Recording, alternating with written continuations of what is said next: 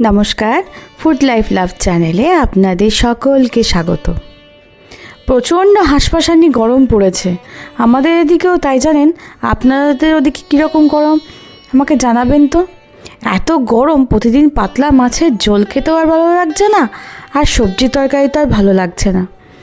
তাই মাঝে মাঝে এরকম মুরগির মাংসের ঝোল বানিয়ে নেওয়াই যায়।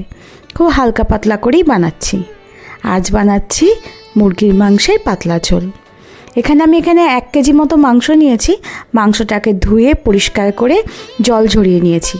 তারপর দিয়ে দিয়েছি আদা রসুন বাটা ছোটো চামচে 2 চামচ, হলুদ গুঁড়ো পরিমাণ মতো, লবণ, কাশ্মীরি গুঁড়ো লঙ্কা ছোটো চামচের 1 চামচ, আর ঝাল লঙ্কা ছোটো চামচের 1 চামচ।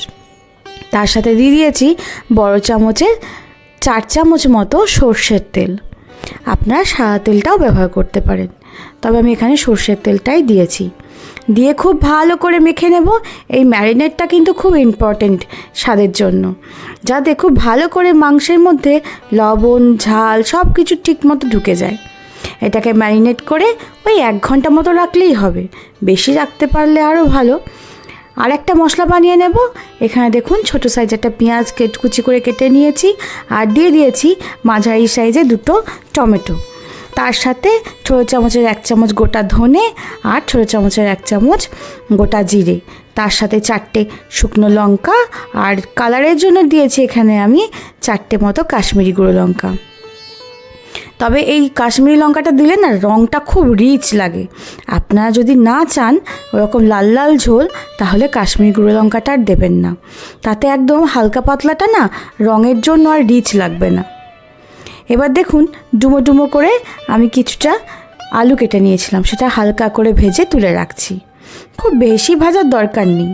আর ওই তেলের মধ্যেই, মানে আমি সব তেলটা ব্যবহার করছি না, ওই ধরুন 4 টেবিল স্পুন মতো তেল ব্যবহার করেছি। তার মধ্যে কিছু ফোড়ন দিয়ে দেবো গোটা মশলা। প্রথমে দিয়ে দিলাম 2টো তেজপাতা, 2টো ছোটো ছোটো দারচিনির টুকরো, 2 থেকে 4টে ছোটো এলাচ, লবঙ্গ, আর কিছুটা গোটা জিরে। ফোড়নটা খুব ভালো করে ভাজা হয়ে গেলে কিছুটা কেশরি মেথিও দিয়েছি। এই কেশরি মেথিটা দিলে না মাংসের ঝোলের গন্ধটাই আলাদা হয়ে যায়।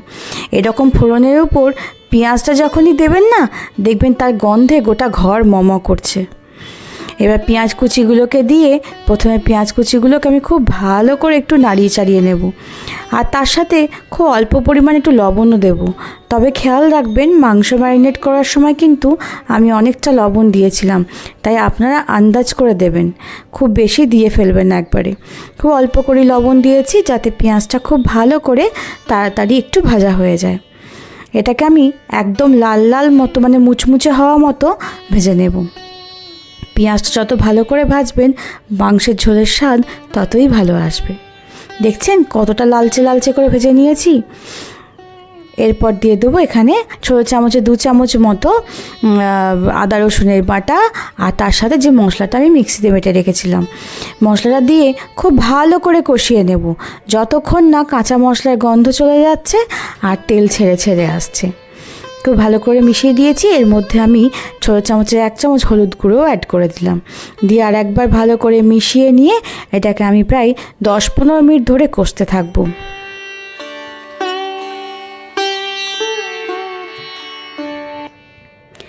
যত মশলা ভালো কষা হবে না, তত কিন্তু মাংসর স্বাদটাও ভালো আসবে। যে কোনো রান্নাতে জানেন স্টেপ বাই স্টেপ সব কিছু স্টেপগুলো ঠিকঠাকভাবে করলে না, তবেই কিন্তু পুরোপুরিভাবে স্বাদ ভালো আসে। দেখুন মাংসর মশলা কিন্তু খুব ভালো করে আমার কষানো হয়ে গেছে। এবার এর মধ্যে ম্যারিনেট করে রাখা চিকেনগুলোকে আমি দিয়ে দিলাম। দিয়ে খুব ভালো করে এটাকেও আমি কষতে থাকবো। আমার প্রায় কষতে আধ ঘন্টা সময় লেগেছে। অনেকক্ষণ একবার নাড়াচাড়া করে দিই। প্রথমেই কিন্তু আপনারা গ্যাসটা লো করে দেবেন না বা ঢাকা দিয়ে দেবেন না। প্রথমে এটাকে প্রায় 15-20 মিনিট মতো হাই ফ্লেমে ভাজা ভাজা করে নেব। মশলার সাথে খুব ভালো করে কষিয়ে নেব। দেখছেন কতটা জল ছেড়ে এসছে, লবণ দেওয়া আছে না, তাই মশলায় কিন্তু জল ছেড়ে আসছে। তবে আপনারা খেয়াল রাখবেন গ্যাসের আঁচটা যেন হাই ফ্লেমেই থাকে। আর একবার নাড়িয়ে দিলাম। নাড়িয়ে এবার ভাজা আলুগুলো দিয়ে দিলাম। ভাজা আলুগুলো দিয়ে ঢেকে দিলাম। ঢাকা হয়ে গেলে 10-15 মিনিট পর একবার নাড়িয়ে দেব। দেখছেন কতটা জল বেরিয়েছে। এতেই মাংস আমার প্রায় সিদ্ধ হয়ে গেছে। আর একবার ভালো করে নাড়িয়ে চাড়িয়ে আরও একবার 5-6 মিনিটের জন্য ঢেকে দেব। যা গন্ধ আসছে সে আর কি বলবো। আপনারা গরমের দিনে একবার অবশ্যই এরকম মুরগির মাংসের পাতলা ঝোল বানিয়ে দেখবেন। আমি কথা দিচ্ছি আপনাদের খুব পছন্দ হবে। ব্যাস ঢেকে দিয়ে 5-6 মিনিট পর দেখুন মাংস কিন্তু প্রায় সিদ্ধ হয়ে গেছে, মানে 80% মতো কুক হয়ে গেছে। আলুগুলো সিদ্ধ হয়ে গেছে, ওই জন্যই আলুগুলো না আগেই দিয়ে দিয়েছিলাম, যাতে ঝোলে আর ফুটে সিদ্ধ হতে না লাগে। এতে আলুর মধ্যে না ফ্লেভারটাও খুব ভালো চলে আসে, মাংসের আলুর স্বাদটাই চেঞ্জ হয়ে যায়। ব্যাস খুব ভালো করে আমার কষানো হয়ে গেছে। অন্য গ্যাসে আমি খানিকটা জল গরমও বসিয়েছিলাম। এবার জলটা আন্দাজ মতো দিয়ে দিলাম। আপনারা যতটা ঝোল রাখতে চাইছেন সেই বুঝে আপনারা জলটা দিয়ে দেবেন। গরম জল দিলে না যে কোনো তরকারির স্বাদ না অনেক গুণ বেড়ে যায়। ঢাকা দিয়ে দিলাম ওই 5-6 মিনিটের জন্য। আর না ফুটন্ত জল দিলে না খুব চটজলদি ফুটতেও শুরু করে, খুব তাড়াতাড়ি জাল হয়ে যায় তরকারিগুলো। একদম কিন্তু আমার মুরগির মাংসের ঝোল তৈরি হয়ে গেছে।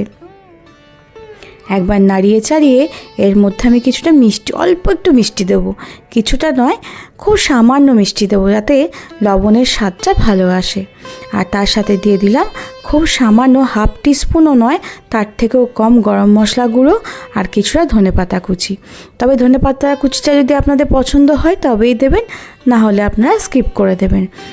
ব্যাস আমার গরম গরম ঝোল তো তৈরি, তাই ভাতের থালা সাজিয়ে একেবারে ভাতের থালায় বাড়তে চলে এসেছি।